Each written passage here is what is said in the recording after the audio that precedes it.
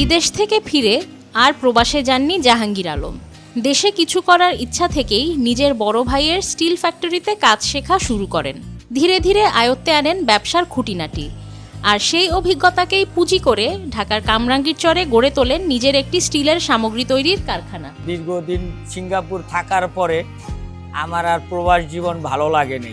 এই কারণে আমার বড় ভাইয়ের ফ্যাক্টরি থেকে আমার কাজকর্ম, ব্যবসা প্রতিষ্ঠান যত যা শিখা আমি ওইখান থেকেই শুরু করি। আমি এখন এখানে দীর্ঘদিন যাবৎ নিজের প্রতিষ্ঠানে আছি। এই কারখানায় তৈরি হয় নিত্য প্রয়োজনীয় বিভিন্ন তৈজসপত্র। এর পাশাপাশি পূজা পার্বণে ব্যবহৃত বিশেষ সামগ্রীও তৈরি হয় এখানে। জাপান থেকে আনা কাঁচামাল, কাটিং, শেপিং, পলিশিং সব মিলিয়ে 5 থেকে 7টি ধাপ পেরিয়ে তৈরি হয় প্রতিটি পণ্য। এই যে এইখানে তৈরি হয় হিন্দু আইটেমগুলো আছে, স্টিলের সামগ্রী। আমরা জাপানি সিট ব্যবহার করি, আনার পরে এইটারে বিভিন্ন রকমের কাটিং করি। কাটিং করে আমাদের নিজস্ব প্রসেসে তৈরি করা হয়। এটা আমাদের এক এক রকম আছে। কাটিং এক জায়গায় হয়, থাপাই এক জায়গায় হয়, ডিপ এক জায়গায় হয়, পলিশ আরেক জায়গায় হয়। সম্পূর্ণটা আমার ঘরের ভিতরেই তৈরি করা হয়।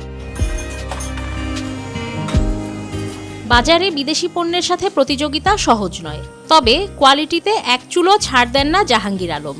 এই অটলমান নিয়ন্ত্রণই তাকে টিকিয়ে রেখেছে বাজারে। ভালোই বেচা কিনি হয় আল্লাহর রহমতে। আমাদের দেশীয় পণ্য, বিদেশি যেগুলো পণ্য হচ্ছে তাদের সাথে আমরা কম্পিটিশনে আমাদের কোয়ালিটিটা বেস্ট রাখার চিন্তা ভাবনাই করি, আর বেস্ট আছে ইনশাল্লাহ। কোভিড লকডাউনে কয়েক মাস বন্ধ ছিল কারখানা, অনিশ্চয়তা ছিল চারদিকে। তবুও থেমে থাকেননি তিনি। স্ত্রী পারভিনের সহায়তায় কয়েক ধাপে ঋণ নিয়ে বাড়িয়েছেন কারখানা। সারা বিশ্ব পৃথিবীতেই মন্দা ছিল, আমাদের দেশেও মন্দা ছিল। তারপর আমরা যেরকম ছিলাম, কিছুদিন যাবৎ ফ্যাক্টরি বন্ধ ছিল। শক্তি ফাউন্ডেশন থেকে আমি ওখানে একটা লোন আনছিলাম 3 বছর আগে।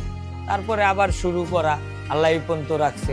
বর্তমানে তার তৈরি পণ্য যাচ্ছে মিটফোর্ট, চকবাজার, ইমামগঞ্জ সহ দেশের বিভিন্ন পাইকারি বাজারে।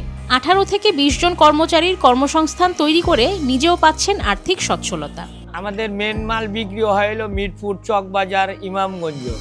তারপরে আমরা মকরশোলের দিকে আসি, ঢাকার বাইরে বিভিন্ন জেলায়। ওইখান থেকে অর্ডার আসে, আমরা ট্রান্সপোর্টে পাঠাই দিই এক ডিস্ট্রিক্টে। এই উদ্যোগে সহায়তা, পরিশ্রম আর সাহস মিলেই গড়ে উঠেছে একটি সফল উদ্যোক্তার গল্প।